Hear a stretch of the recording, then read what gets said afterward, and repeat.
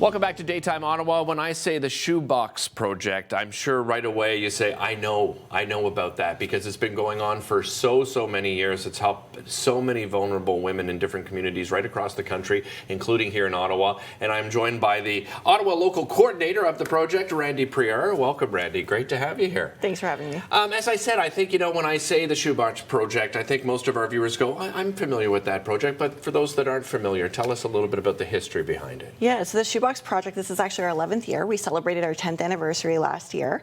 And it was actually started by a group of sisters-in-law, actually Mulroney sisters-in-laws, in Toronto 11 years ago. They wanted to do something nice for women in their community and give gifts to women in a shelter, the Red Door shelter, about 156 women, because they realized over the holidays there are a lot of projects to make sure children get Christmas gifts, but the mothers and the women in shelters often go without. So this was their project for the year, and it became public, and they actually got donations so that they could contribute over 400 gift-filled shoeboxes to women, which filled the need for 4 different shelters, and it just kind of took off from there. It kind of became a movement across the country, and we became a registered charity 11 years ago now. Was there any, I mean, where did the shoebox idea come from? Was there anything, that sort of stood out with the shoebox? I think it comes from the fact that, most people have a shoebox at home. It's a great way to reuse it, and it is something that you can wrap up quite nicely as a Christmas present, as a holiday gift for a woman who's generally not going to receive something like this over the season.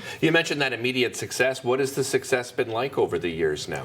Oh, it's been amazing. We're now up to donating to more than 20,000 women a year across the country. Unbelievable. Yeah, it's quite a success. And we have about 50 chapters across Canada from coast to coast. Randi, why did you want to get involved? So I think most people get drawn to a certain charity or cause because it's something they relate to. Back what I consider a complete lifetime ago, I was considered a vulnerable woman. So I know what it's like to have to make the decision between rent or food. I know what it's like to be what's considered the hidden homeless. So those are people who maybe don't get enumerated among the homeless because they're what people call couch surfing, staying with friends. They're not really visible. And I've been in that situation, and I've received small gifts of kindness during that time. I know exactly the impact it's going to have. And so when the opportunity came up to take on the local coordinator role at the Shoebox Project, I just jumped at it because it was what I needed to be able to give back to a community that supported me. Well, you brought some shoeboxes along with you here. Let's talk about what can you find in a shoebox? So we like to have a good balance of things in the shoebox. So we go between necessities, things that they're going to need in their everyday life, so self-care items, so maybe some hand cream, some shampoo, conditioner, but we like to give some little luxuries as well. This is a holiday gift after all. It's something that they wouldn't normally receive through social support and communities. So we like to always include things like a notebook and a pen. That's something that's, really useful, and a lot of people enjoy that. Something practical. Hot pockets. So hot pockets, socks, exactly. Simple always something things. Snuggly and warm and cozy. I noticed gift cards, right? Gift Shoppers cards. Drug Mart. Yeah, Shoppers Drug Mart, Tim Hortons, Walmart, they're very popular. And so this affords them the opportunity to maybe pick up some items they're missing.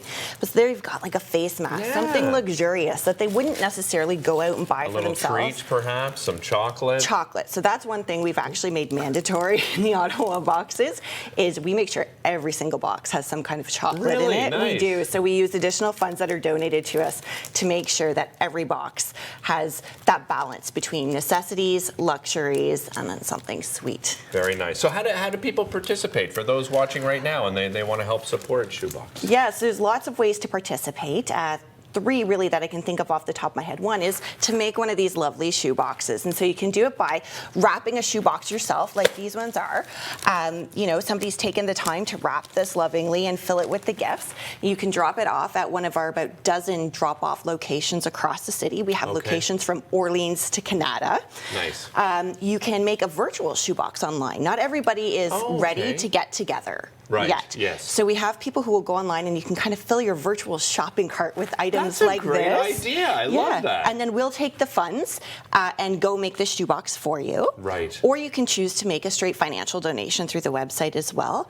And every single dollar you donate to Ottawa stays in Ottawa. And that's the same for all the chapters across the country. So your money is really going back into your community. Yeah, I love the virtual idea, but even, as we try to get back to some semblance of normalcy, I also think, if you are comfortable in person, what a great way to gather over the holidays and give back to some of the most vulnerable people in your community, right? Absolutely. We've heard stories. We have hockey teams who get together and do it, book clubs. I had a time where I had just my neighbors and family over. We had about 20 people and we made 40 shoe boxes. Nice. And it's just an opportunity to connect together so that we can then connect back to the community. Randi, how has this perhaps evolved, right? Because we're seeing a really different economic environment, right, with inflation across the board, right? No matter what, whether it's food and fuel and clothing and, you know, it doesn't matter. Everybody is being affected. I imagine, have things changed over the last couple of years, or what goes into the shoe boxes? For sure. We're definitely focusing a little more on some of those necessities. So we are seeing that, you know, with the rising costs, we have more people depending on the community, on social services to get support, which means those services are then reaching out to us to get more donations, which means we need more donations. So it's this kind of weird vicious circle of not being able to support in the way we can. So we're really going, what are the fundamental items that these women are going to need, along with some chocolate, right, and making sure we can support them in that way. So do you partner then with different organizations in the city, in the cities that you deal with across the country? We do. So we partner locally as well as nationally, and we've been very fortunate this year. Again, Allstate has partnered with us. I think this is their 7th consecutive year. Excellent. And they partner with us, you know, Ontario, Alberta, Quebec, the Maritimes. They have 29 locations supporting us this year as drop-off locations. And Ottawa's fortunate enough that we have 3 of them here in the city with Allstate. So that's been great. They've also donated to us through shoe boxes. I think over the last 6 years, it's been more than 6,500 shoe boxes from Allstate Canada and their employees. Very nice. Plus about $150,000 in donations. Wow, so it's made that a goes big a long impact. way. Has it ever? Has it ever? And this project in general has made such an incredible impact. Really appreciate your time today, Randi. Thanks so much for joining us again. You can head over to shoeboxproject.ca and you can find all of the chapters there. Just go to the province of Ontario and you'll find Ottawa right there, and you can donate. We'll be right back after this.